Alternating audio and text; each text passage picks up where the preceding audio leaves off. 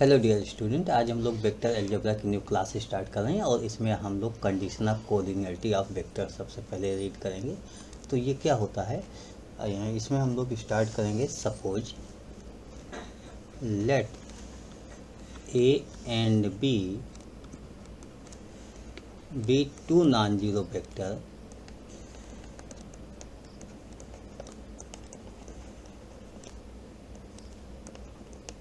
and assume that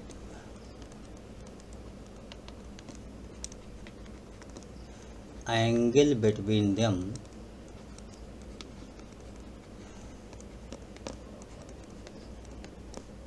B theta.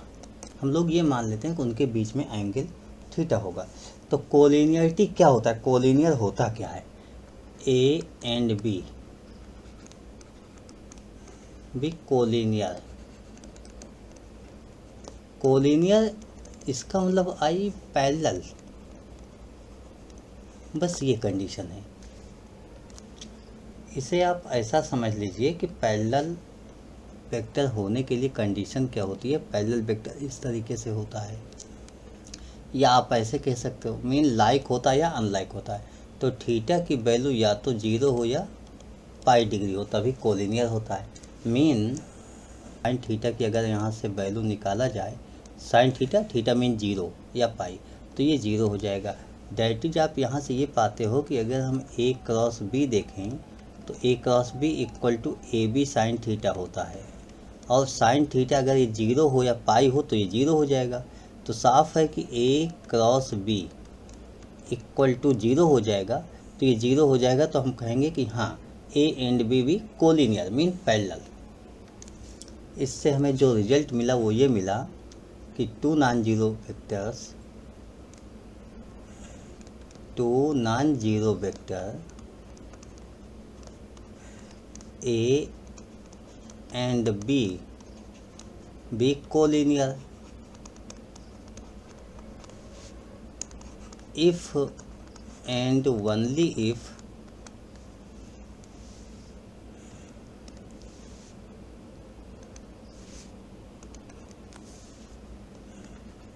A cross B equal to 0। अब हम एक question solve कर लेते हैं, और क्वेश्चन ये होता है कि शो डैट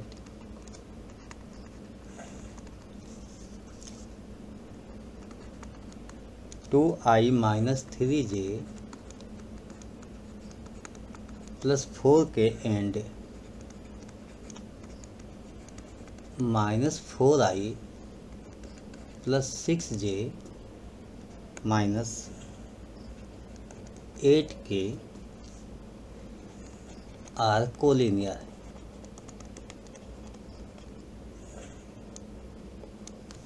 तो ये कोलिनियर होगा, आपको कोलिनियर शो करना है। कोलिनियर की कंडीशन आपको क्या बताया, ए क्रॉस बी इक्वल टू 0 होना चाहिए। तो आप इसका ए क्रॉस बी निकाल लीजिए। तो सॉल्यूशन में आप क्या करोगे, ए क्रॉस बी निकालोगे। निकाल लीजिए a cross b. Let a equal to 2i minus 3j plus 4k and vector b equal to minus 4i plus 6j minus 8k। अब आप यहाँ से ए क्रॉस बी जब निकालोगे इस तरीके से i j k, तो ये हो जाएगा 2 माइनस 3 4 माइनस 4 6 एंड माइनस 8। इस तरीके से आपने नोट कर लिया। देखिए, इसे आप सॉल्व भी कर सकते हो, और एक दूसरा तरीका भी होता है, जैसे मैं आई जे के ये नोट कर लूँ और क्या देखूँ कि अगर किसी रो या कॉलम में कॉमन हो तो कॉमन ले लेते हैं। 2 माइनस 3 4 एंड इसमें माइनस 2 कॉमन ले लीजिए थर्ड रो में, तो आपके पास क्या होगा, माइनस 2 से 2 एंड माइनस 3 एंड 4। देखिए यहाँ पर आप कहोगे R2 and R3 are equal या सेम। अगर इक्वल होता है देयरफॉर रिजल्टेंट भी 0, अब इसका रिजल्टेंट आप कह सकते हो कि तो 0 हो गया, इसका मतलब हुआ देयरफॉर डिटर्मिनेंट, अब इसमें डिटर्मिनेंट जो भी वैल्यू हो इक्वल टू 0 हो जाएगी, या आप ऐसे लिख दो डिटर्मिनेंट। यहाँ से हम लोग क्या पा गए, a cross b equal to 0 हो गया, ए क्रॉस बी 0 हो गया, therefore hence we get a and b are collinear. यहाँ पर ये सॉल्व हो गया। अब इसी कोलिनियरिटी पर एक क्वेश्चन और सॉल्व कर लेते हैं। आइए एक क्वेश्चन और सॉल्व कर लेते हैं। देखिए हमारे पास एक क्वेश्चन ये होता है, हमें इसको सॉल्व करना है। तो इसमें ये क्वेश्चन है कि show that point 1 2 3 -2 3 4 and 7 0 1 are collinear. ये कोलिनियर होंगे। देखिए पॉइंट कोलिनियर होंगे ऐसा तो होता नहीं है, लेकिन ये पॉइंट ऐसे कहीं गिवन है। अब आपको शो करना है कि कोलिनियर होंगे। तो सबसे पहले हम इन दो वेक्टर्स को निकाल लेंगे। अगर मैं फर्स्ट को ए कह दूं, पॉइंट 1 2 3 इसको ए कह दूं, दूसरे को बी कह दूं -2 3 4, और थर्ड को सी कह देता हूं 7 0 1, ऐसे। तो ये हमें ये निकालना है कि कोलिनियर होंगे। ये स्ट्रेट लाइन में भी हो सकते हैं और हो सकता है कुछ डिफर भी कर जाए, लेकिन यहाँ पर पॉइंट है तो स्ट्रेट लाइन के ही चांसेस हैं, स्ट्रेट लाइन ही होगा। तो आप क्या करोगे ऐसी केसेस में, ये पॉइंट गिवन है, मीन पॉइंट गिवन है। जब पॉइंट गिवन है तो इसमें किसी एक वेक्टर के रेस्पेक्ट में, चाहे ए ले लो या बी ले लो या सी ले लो, किसी के भी रेस्पेक्ट में आप ऐसे, जैसे ए बी वेक्टर निकाल लो, बी सी निकाल लो, या ए बी ए सी निकाल लो। मतलब पहले वेक्टर तो निकालो, अभी तो पॉइंट गिवन है तो हम यहाँ वेक्टर निकाल लेते हैं, वेक्टर ए बी निकाल लेते हैं। तो ए बी जैसे ही मैं निकाला तो आपके पास क्या होता है, position vector of b minus position vector of a, ऐसे आप निकाल लो, ओ बी माइनस ओ ए। तो इससे ये माइनस करके हम लिखते हैं -2 -1 -3 आई, उसके बाद -3 -2 1 1 जे हो गया, 4 -3 के। तो ये आपने निकाल लिया ए बी वेक्टर। अब हमें इसी तरीके से चाहे हम बी सी निकालें या ए सी निकालें, कोई भी निकाल लें, तो मैं बी सी ही निकाल लेता हूँ इस तरीके से। जैसे मैंने कहा बी सी निकालो तो आप यहाँ फिर से वही बात, ओ सी माइनस ओ बी हो जाएगा, और 7 -2 ये 9 हो जाएगा, 9 आई, 0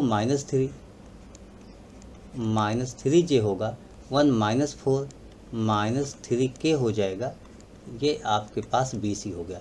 तो आपने क्या देखा, आपके पास दो वेक्टर्स आ गए, एक वेक्टर तो ये हुआ, एक वेक्टर ये हुआ। इसमें क्या करो, इसको ए से, मतलब इसको मैं ए कह लेता हूँ और दूसरे को वेक्टर बी कह देता हूँ ये। अब दोनों कोलिनियर हैं, कोलिनियर के लिए कंडीशन क्या होती है, ए क्रॉस बी 0 होना चाहिए। तो हम ए क्रॉस बी कर लेते हैं, ए क्रॉस बी। दो वेक्टर का क्रॉस प्रोडक्ट आप जानते हो, यहाँ पर आई जे के ये नोट करते हैं और कोफिशिएंट नोट कर लेते हैं, -3 1 1 9 -3 -3। देखिए लास्ट क्वेश्चन में मैंने ये बताया था कि कोफिशिएंट सेम कर लो, यहाँ भी वही होगा, 9 यानी -3 कॉमन ले लेंगे तो हो जाएगा। लेकिन मैं इसको सॉल्व कर लेता हूँ, सॉल्व करके आपको बता देता हूँ। अगर मैंने आई को कॉमन ले लिया तो ऐसे आई नोट कर लिया तो दिस माइनस दिस लिख लेंगे।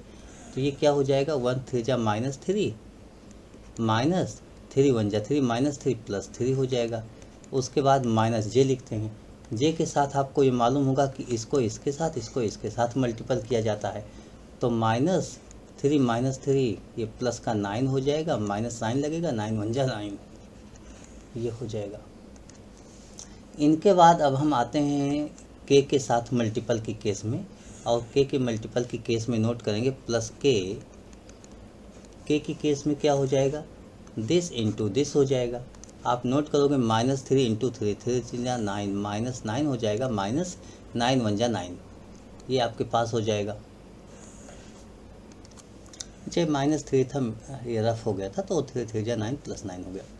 इस तरीके से आपने क्या देखा, आई के साथ 0 मल्टीपल है, और यहाँ पर -j, आप -j लिखोगे तो इसके साथ भी 0 हो गया, प्लस के लिखोगे इसके साथ भी 0 हो गया, टोटल आपका 0 हो गया। Mean a cross b equal to 0 हो गया।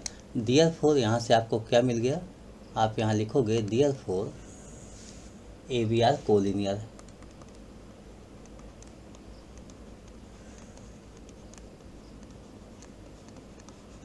अच्छा, आपको कोलिनियर में क्या निकालना था, वो पॉइंट निकालना था, तो आप 3 पॉइंट लिख के लिख सकते हो, therefore point this are collinear, आप ऐसा नोट कर सकते हो।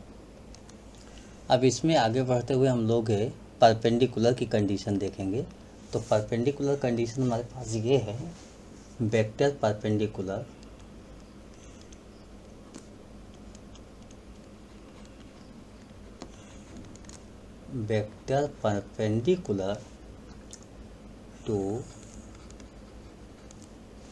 To given vector.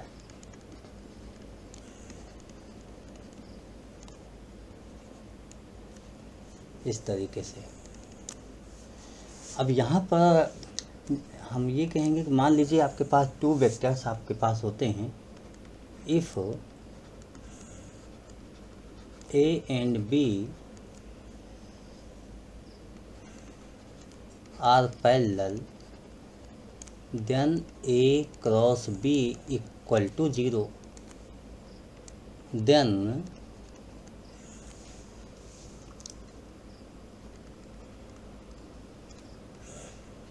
there are infinitely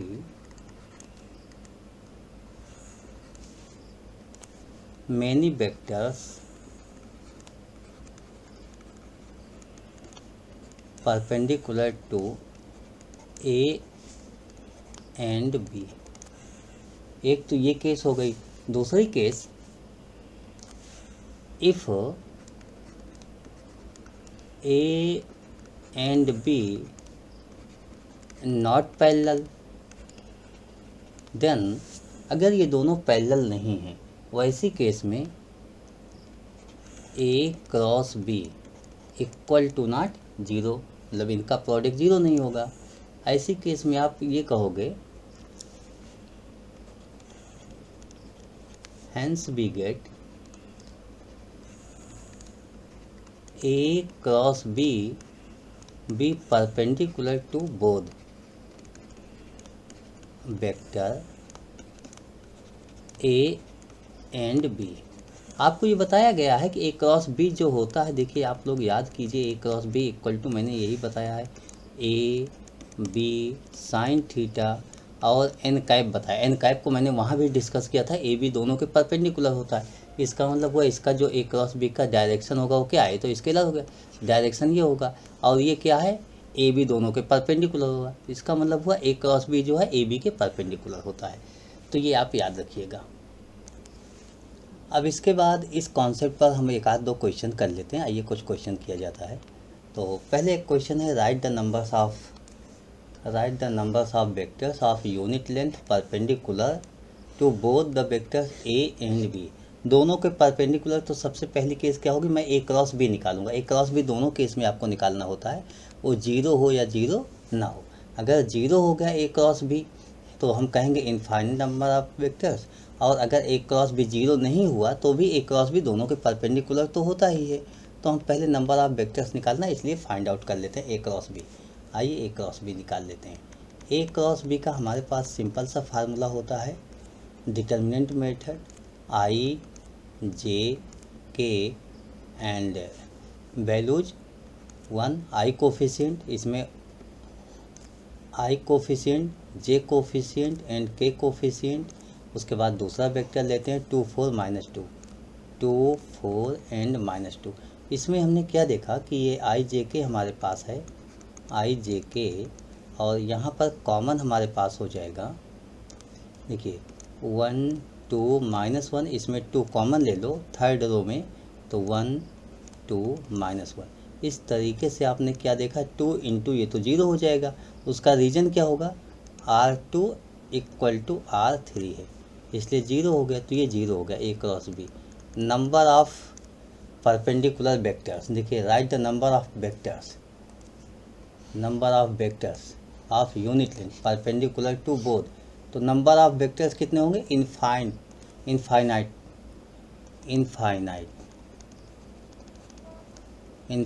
vector. Perpendicular to both. ये आपके पास आंसर हो गया। अब ऐसे ही कॉन्सेप्ट पर एक क्वेश्चन और लिया जाता है। आइए देखिए, हमारे पास एक क्वेश्चन होता है, write the number of vectors of unit length perpendicular to both the vector a and b. यहाँ भी हम वही काम करेंगे, ए क्रॉस बी सबसे पहले निकाल लेते हैं number of perpendicular vector find out करने के लिए। तो ये आई जे के 2 1 2 0 1 1। देखिए, इसमें डायरेक्ट कुछ कॉमन तो हो नहीं रहा है, तो हम इसको सॉल्व कर लेते हैं। आई कॉमन लेते हैं, आपके पास ये मल्टीपल हो जाएगा ऐसे, तो मल्टीपल होते 1 1 जा 1 -2 माइनस जे के साथ आप जब लिखोगे तो जे के साथ ऐसे लिखोगे इस तरीके से, और 2 1 जा 2 -0। अब प्लस के साथ नोट करना है हमें, तो के के साथ नोट कर लेते हैं, और के के साथ नोट करने के लिए आपको दिस मल्टीपल करना होगा। 2 1 जा 2 -0। सॉल्व कर लीजिए, 1 - 2 minus I and -2j plus 2k आपके पास हो गया। ये एक वेक्टर आ गया आपके पास, ए क्रॉस बी, ऐसा एक वेक्टर आया। तो a cross b equal to not 0, मतलब ये 0 नहीं हुआ, इनफाइनाइट नहीं हुआ। अब उसके बाद ये हो गया कि write the number of vectors of unit length perpendicular to both the vectors a and b. देखिए, इसमें आंसर होगा 2 वेक्टर्स। अब आप ये कहोगे 2 वेक्टर्स कैसे आंसर हो गया, तो देखिए यहाँ पर जैसे ए वेक्टर्स ये हो गया आपके पास, और दूसरा वेक्टर आपके पास ये बी हो गया, इस तरीके से ए बी हो गया। तो ठीक है, परपेंडिकुलर इसके आ गया, मतलब दोनों के परपेंडिकुलर है, लेकिन ये अपवर्ड नहीं डाउनवर्ड भी तो जा सकता है। मतलब ये आप ये देखो कि जो प्लेन होता है उस प्लेन के इधर भी जा सकता है, इधर भी जा सकता है, तो इस साइड भी इस साइड भी, यानी 2 वेक्टर्स हो जाएगा आपके पास आंसर में। तो इसको याद रखिएगा, हमेशा 2 वेक्टर्स होगा ये। अगर ये 0 नहीं होगा तो 2 वेक्टर्स आंसर आएगा। इसके बाद आगे कंटिन्यू करते हुए हम लोग एंगल सीखेंगे, angle between 2 non zero vectors.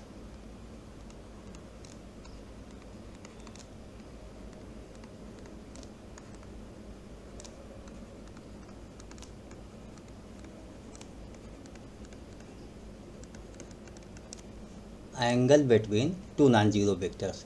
Suppose a and b आपके पास 2 वेक्टर्स हैं, तो पहली बात देखिए एंगल कैसे निकालोगे। एंगल निकालने के लिए a dot b equal to a b cos theta होता है। यहाँ से अगर आपको एंगल निकालना है तो कॉस थीटा इक्वल टू, यहीं से आप लिख सकते हो कि a dot b upon a b, और theta equal to cos inverse a dot b upon a b. यहाँ से आप निकाल सकते हो एंगल। दूसरा, आप साइन से भी निकाल सकते हो। साइन कैसे यूज करोगे, a cross b equal to mod of a mod of b sine theta n cap होता है। तो इसी बात को आप लिख सकते हो, a b sine theta n cap, ये ए क्रॉस बी होता है। देखिए एन कैप है, एन यूनिट वेक्टर है, तो अगर हम मॉडुलस लगा दें तो ये हट जाएगा, तो तुरंत मॉड लगा लेते हैं, ए क्रॉस बी इक्वल टू, अच्छा मॉडुलस लगाने से यहाँ कोई फ़र्क नहीं होगा, इसलिए कि ये तो यूनिट है ही हैं सब, सॉरी मतलब स्केलर क्वांटिटी है ही ये सब, तो ए बी साइन थीटा ही होगा यहाँ पर। अब यहाँ से अगर मैं साइन थीटा निकाल दूँ तो आप यही तो पाओगे, a cross b upon a b. और यहाँ भी देखिए ये ए बी का मतलब मॉड ऑफ है, मॉड ऑफ भी हुआ, तो कहीं कहीं बुकों में अगर ऐसा लिखा है आपके पास, तो ये वही बात हुई जो मैंने लिखा है।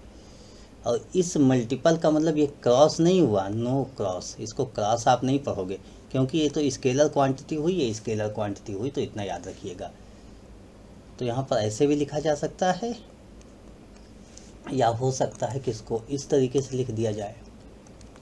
ऐसा भी हो सकता है कि इसमें कोई भी मतलब ना तो डॉट लगे ना क्रॉस लगे, मतलब कोई भी बिंदी भी ना रखी जाए। तो आप दोनों केसेज में हमेशा ये मान लेना कि ये मल्टीपल ही लिखा हुआ है। तो ये तो साइन थीटा हो गया। अब अगर थीटा निकालना है तो साइन इन्वर्स कर लेना, वो निकाल लोगे आप लोग। तो इस तरीके से आप लोग एंगल निकाल सकते हो। अब एक क्वेश्चन एंगल फाइंड आउट करने के लिए निकाल लेते हैं। तो ये हमारे पास एक क्वेश्चन हो गया। ये क्वेश्चन है, if vectors a and b are such that mod of a 3 mod of b 2/3 and a cross b is a unit vector. याद कीजिए, a cross b is a unit vector, that is आप क्या पा गए। देखिए यहाँ पर आपको ये मिला कि mod of a equal to 3, mod of b equal to 2/3 and mod of a cross b this unit 1 हो गया। Then write the angle. अब आपको एंगल ही तो लिखना है, एंगल बिटवीन देम, ये then write the angle a cross b. तो एंगल लिखने का साइन थीटा इक्वल टू लगा दो। साइन थीटा ही क्यों लगाओगे, क्योंकि ए बी वेक्टर नहीं दिया गया है, उसके मॉड दिए गए हैं। तो sine theta equal to mod of a cross b upon mod of a mod of b, ये हो गया। तो ए क्रॉस बी मॉड का 1 upon mod of a 3 mod of b 2/3। तो ये 3 से 3 कैंसिल हो गया, 1/2 आ गया आपके पास साइन थीटा की वैल्यू। अब साइन थीटा 1/2 कब होता है ये आपको याद होना चाहिए। तो ये आपके पास होता है साइन 30 डिग्री के लिए। Mean sine theta equal to sine 30, therefore theta equal to 30 degree. ये आपका आंसर आ गया। अब इसके बाद हम लोग एरिया पढ़ेंगे इसी में। तो area of triangle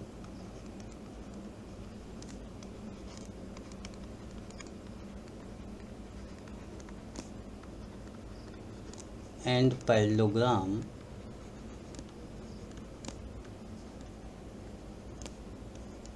using cross product.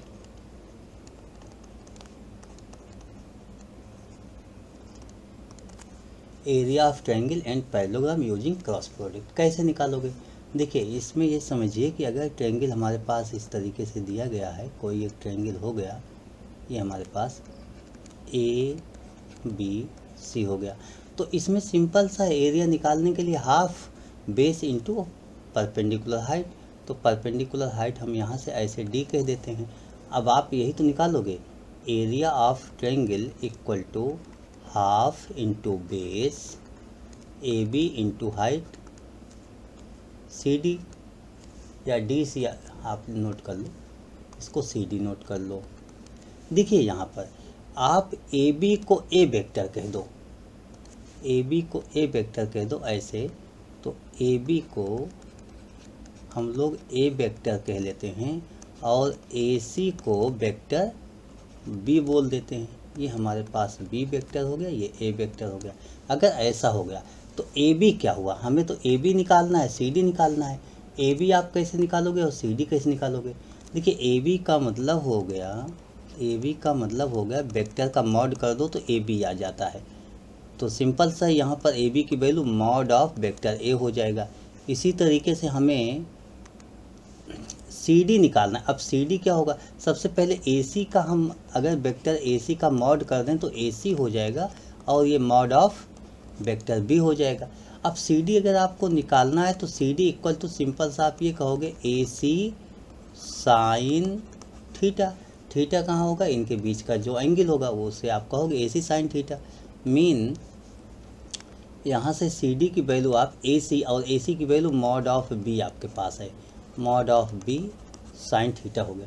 तो यही वैल्यूज हम यहाँ पुट कर लेते हैं, हाफ ए बी यानी मॉड ऑफ ए, और यहाँ पर सी डी। अब ये प्रोडक्ट हो गया तो हम नहीं लिखते हैं, mod of b sine theta, sine theta इस तरीके से आ गया।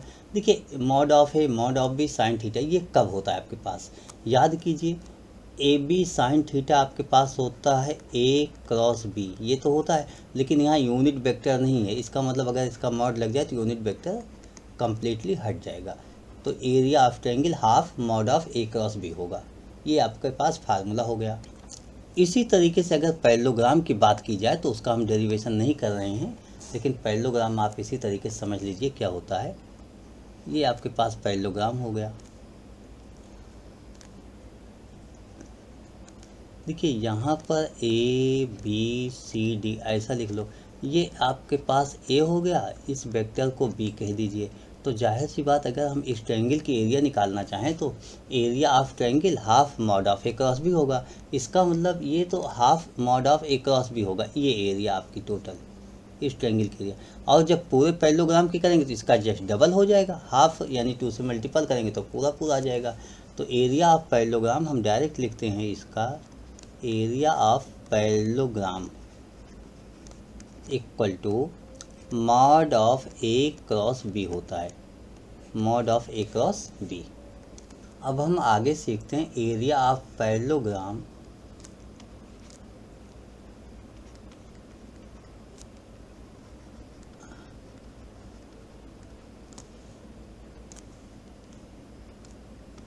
If diagonal given.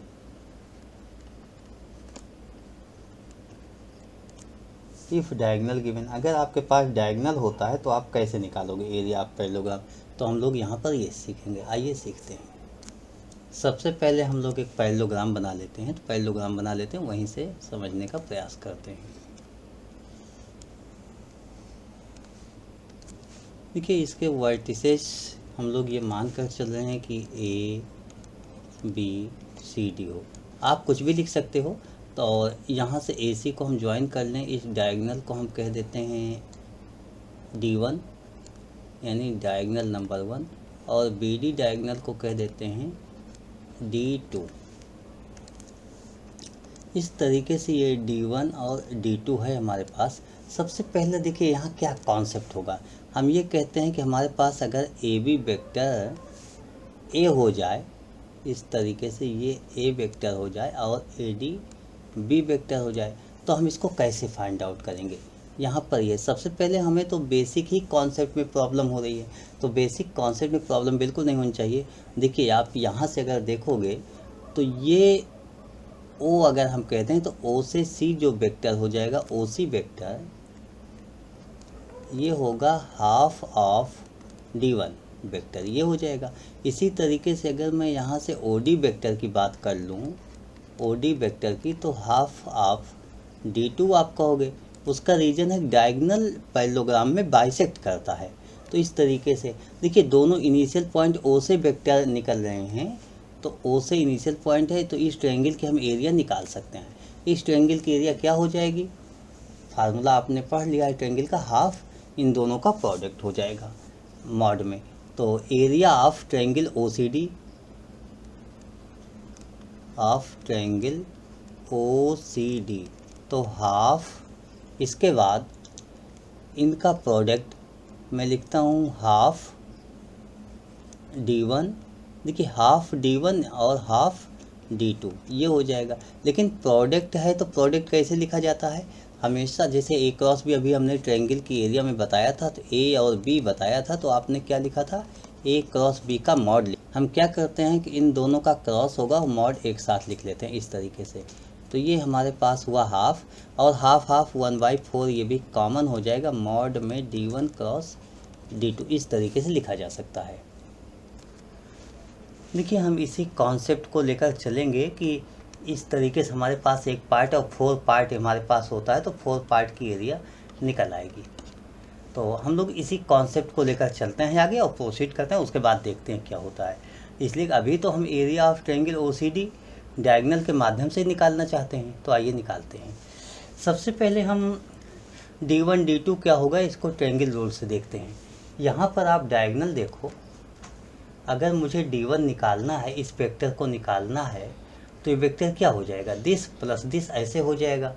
तो हम यहाँ पर लिख लेंगे D1 vector A plus B.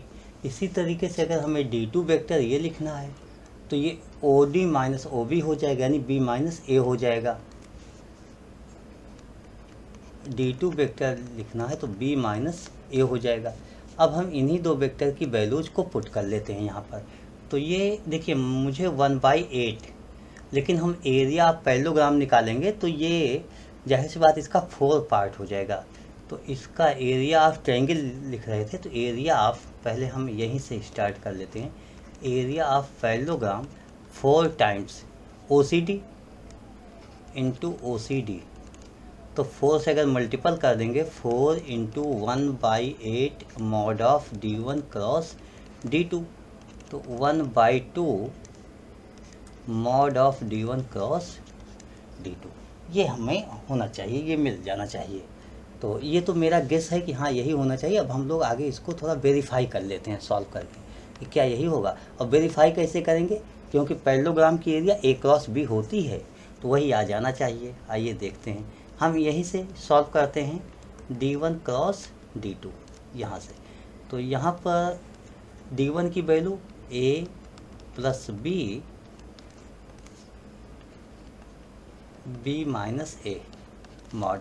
अब इसको जब सॉल्व करोगे, देखिए A का जब B के साथ करोगे तो A क्रॉस B ही आएगा, लेकिन A का माइनस A के साथ तो ये 0 हो जाएगा, A क्रॉस A 0।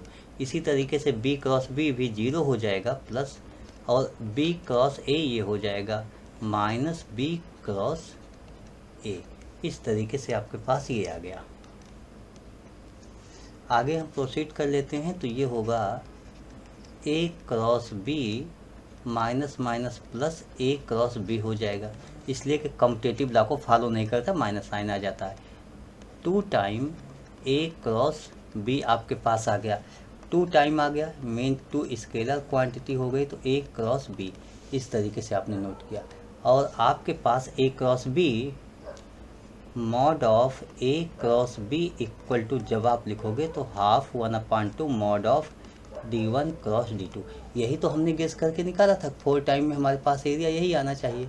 तो D1 D2 का जो रिलेशन मैंने निकाला था कि हाफ D1 D2 आना चाहिए, मैंने गेस किया और जब यहाँ सॉल्व किया तो ये तो हमारे पास श्योर होता है कि A cross B he area होती है पैरेललोग्राम में।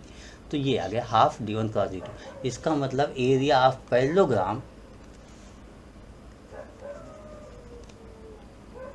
Area of parallelogram equal to half mod of D1 cross D2। This हो जाएगा if D1 and D2 B diagonal. तो ये आपके पास एरिया ऑफ पैरेललोग्राम आ गया। तो इसी तरीके से आप पूरे क्वेश्चंस को समझिएगा, इन्हीं कॉन्सेप्ट पर सॉल्व कीजिएगा। अगर इसके बाद भी कहीं कोई डाउट्स होता है तो आप मुझसे कांटेक्ट कर सकते हैं। I hope you understood explanation of this concept. Okay, thank you, bye.